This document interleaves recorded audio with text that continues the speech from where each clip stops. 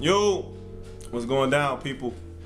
So, quick video today. Today, I kind of want to talk to the guys who have already played overseas, the guys who have already had a year playing somewhere and they're back home and then they're looking at their opportunities for the next season.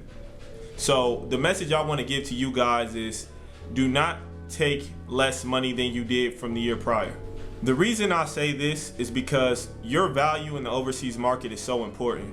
So by you taking less money, what you're telling organizations is that for the following season, you got to think about the third season, the fourth season. What you're telling these organizations is that you're open to taking less money.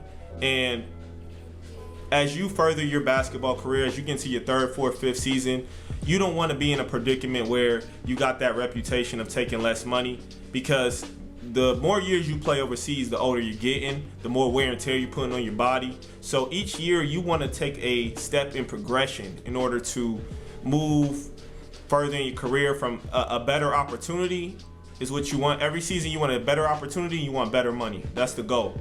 In my basketball career, where I messed up at is from my first year to my second year. So my first year, I got paid good money for a rookie contract. I was getting paid like $1,200, and like I said, I used to have these little bonuses and stuff like that, but that was what I was getting paid. It wasn't a lot of money, but like you guys know, overseas basketball, you don't have any bills, you don't have any you don't have anything you're paying for, rent, etc. I'm 22, 23 years old.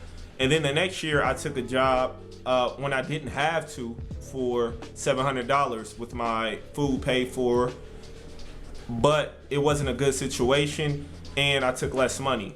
And so then when I went to my third season, I'm talking to teams and they're like, oh, how much you get paid last year? And this is a common question a lot of these teams ask you. And well, they're able to find that information as well. And so they'll be like, well, you only got paid this much with this team, so you know, why are you requesting this much money? So it lessens it lessens your negotiation when you take less money and then ask for more or a big leap in money. So you can't go from asking for $700 to asking $2,500, because they're like, yo, you wasn't even worth $2,500 last year. So that's why even if you go to a decent league that pays more, like a South American league where they pay guys pretty well, or they did, I'm not sure about the market now, it's better to go ahead and go into a league where you're going to get paid more than for you to say, oh, this league is pretty decent and you're getting paid whack money. It's not worth it. If you don't take more money the next season, then you should at least play on a level which is better than the level you played on the previous season. And never take less money. Take the exact same or maybe a little bit more. Just don't even put yourself in that situation, guys. Learn it from me. I made the mistake. Don't make the same mistake I did.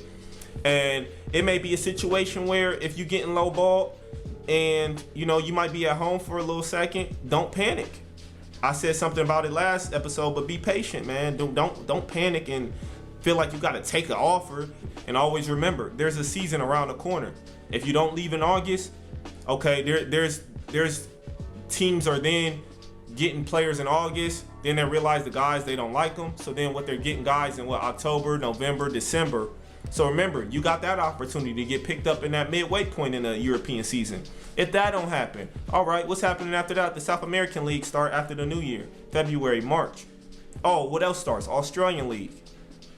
So it's always a league going on, guys. There's always money to be made. It's always a team looking for a player, especially if you're a high caliber player. Don't lower yourself because you want to get into this European market so bad. I mean, if these guys really want you, they'll make it work for you. There are situations where guys, like, they get injured. If you get injured the season, then you might have to take less money the next season to prove yourself again, to get back into the market. That's fine. That's understandable. That is a circumstance which allows you to take less money because you just really want to continue your basketball career. But if you guys are healthy, you have a good season the previous season, don't take less money. I know that sounds pretty obvious, but I did the stupid shit, so I just want to make sure you don't do it. But that's the only lesson I got for you guys today. Appreciate you tuning in. I'm out. I'll see you next week.